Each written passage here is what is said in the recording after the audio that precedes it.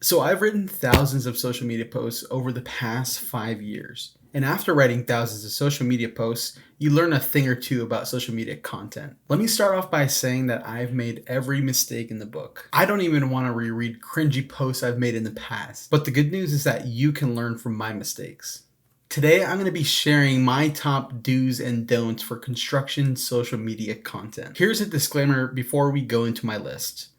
This is 100% my own opinion, meaning my word or opinion on the topic isn't final or a marketing law per se. They're just opinions I have after writing thousands of social media posts. So with that out of the way, let's begin. My first point is don't buy likes, comments, shares, or followers, even if it sounds enticing. Fake like, shares, comments, and followers never actually lead to actual revenue or brand building. They get horrible engagement rates. What good is it to have 1 million followers if you're only getting like 10 likes per post? Another thing is that you can also get banned from social media platforms. So don't jeopardize it all for short-term results. Not to mention, it destroys your credibility. When individuals and businesses discover that you skewed the truth to look credible, you lose it all. So avoid paying for likes, comments, shares, and followers at all costs. And instead, do this. Create quality content that people actually enjoy, engage on other company and creator profiles, connect with new people in the industry every day. And what I mean by connect is add them as a new connection on LinkedIn. As you're adding new connections to your individual profile, make sure that you're also inviting connections to follow your company page, and rinse and repeat this process every single day, week, or month. I know that this approach works really well because this is what I personally do every single day. My second point is to avoid creating salesy content. I have a saying that goes like this: if you sell, you repel. No one comes on to social media expecting or hoping to be sold to. But I know that when a contractor is just starting out on social media, there's a tendency to talk about yourself and what you do. But here's the thing, is that sales content has a way of coming across as spammy. And once your audience perceives your content as spammy, they'll mentally unfollow you. And in some worst cases, they'll actually unfollow you. So instead, you should do this. Create content that falls under these 4 buckets. The first one is educational. Teach me something interesting. The second one is inspirational. Tell me an interesting story. The third one is informational, which is tell me something interesting about your company. And the fourth and last one is entertainment. Share something that will make me laugh, cry, or smile. This is the type of content that resonates the most on social media. But make sure you don't forget this. If you sell on social media, you also repel on social media. My third point is don't create content for content's sake. Creating more content isn't like some sort of badge of honor. And in fact, in some cases, it may even hurt you. I've seen some contractors say, we need to post 2 times a week, 7 days a week for 365 days a year. And that's not bad per se, but the problem is that this same contractor is the one who has never created one single piece of content in the past. When it comes to social media content, it's always quality over quantity. Now, if you can get quality and quantity, that's even better, but never choose quantity over quality. And instead, do this. Commit to posting 1 quality post per week. Now, if you feel like that's too little content, feel free to ramp up to 2 and maybe even 3 posts per week. But if you've never posted social media content ever in the past, going straight for a 5 or 7 day a week content cadence is a recipe for disaster. All right, my fourth point is don't toot your own horn. What does this look like or sound like? When contractors use the phrases like, we're the best in the business, or we're a top contractor, or we are number one, it can be true, but no one likes or respects you more because you say it. If you want to brag about yourself or your company in a tasteful way, do this. Brag about your people hard at work. Brag about how you're investing in your people the most. And brag about how you're improving the lives of your people and your community. The point here is to make it about the individuals behind your company and not the company itself. If you take this approach, you'll likely create a lot more positive associations with your brand in the long run. All right, my fifth point is don't use corporate writing on social media. Imagine if I started the video this way. Greetings, everyone.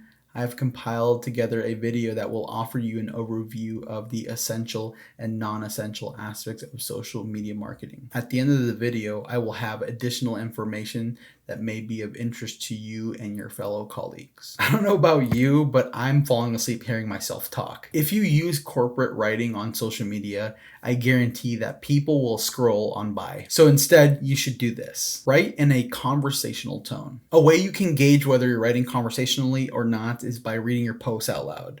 Once you read it out loud, you'll gauge whether it sounds really organic or too forced. Write at a third grade reading level. Yes, we can all use big words, but the more simple you make your words, the easier it will be to digest what you're saying. Keep your sentences short. If you have too many commas in your sentence, it's time to split it up. Write one entire sentence, then hit enter twice. This allows for a blank space to be in your copy, so that way it makes it easier to be able to skim through the content. The goal at the end of the day is to be able to make your content easy to read and digest. My sixth point is don't overly use call to actions. These are some of the common call to actions that I see contractors use. Call us today for your roofing needs. Contact us today to speak to one of our technicians. Visit our website to learn more about our company. Call to actions aren't bad, but when you use them over and over and over again, it begins to come across as salesy and even spammy. And as I've mentioned in a previous point, that's no good. So I personally avoid call to actions at all costs. Why? Because most people don't end up actually taking the desired action that you would like for them to take. So my thought here is, why waste time to add something that people will ultimately ignore? And the reality is that if somebody has a question for you, they'll likely know where to reach you. So instead of taking the more salesy call to action approach, this is how I like to end my posts. With a question, with a declarative statement like build online, or encouragement like invest in your company today. This approach has a better way of engaging, encouraging, and inspiring your audience. And that's what I'm personally all about. My seventh point is don't put every detail about your company on a social media graphic. Just because you think everybody needs to know everything about your company on one single graphic doesn't make it so. Imagine if I walked up to you right now and shared my life story after a simple, hey, how's your day going? How overwhelming would that be for you? So when it comes to social media graphics, less is more. Even take a look at some of the biggest brands out there. Their social media graphics are simple, usually only have one core message, and then everything else is used to reinforce that one main message. So instead, contractors should do this. Use simple phrases or a short sentence to communicate one core message. If you feel like it's necessary, it's okay to use your logo, just try to use your icon, because the goal here is you want to keep your graphic as simple and streamlined as possible. Try to stay around 2 or 3 brand colors. Avoid adding your website, email, or address. Avoid using Canva templates, and instead create your own. And if you ever get stuck through this whole process, or you may even have a question, just remember this: less is more. My 8th point is don't use stock images on your social media. Here's a newsflash for everybody. We can all tell when a contractor is using stock images on their social media. Here's what it typically looks like. Everybody's smiling, they have a clean hard hat on, clean clothes, and clean everything. But the truth about stock images is that it doesn't communicate the real and raw aspects of our industry. It is dirty work. It is hard work. Everybody's not always smiling. So when you use stock images, they come across as cheesy and may even cheapen your brand. So instead, contractors should do this. If you can afford it, hire a construction photographer to come on site to take photos of your team and your projects. This is the best way to get the best photos of your people and your projects. But if that isn't an option for you, I still have good news for you. We all have $1,000 devices in our pockets right now that can take incredible photos. So I would just recommend taking some time out of your day and using your phone to be able to go on job sites to be able to take photos of both your people and your projects. And here's something that you may find interesting. People have a tendency to engage more with content that was actually taken from a phone than by a professional photographer. Keep in mind that I'm still an advocate for construction photographers, but know that you have a really good device that you can use at any point throughout the week. So with that in mind, now you know that there's no excuses as to why you should use stock images on your social media content. And there you have it. That's my list of the top do's and don'ts for construction social media content. All right, here's my question for you. Were there any do's or don'ts that you wish I would have added to this list? If so, let me know in the comments. And please don't forget to like, share, and subscribe if you found the content valuable. Thanks again, and we'll see you in the next one.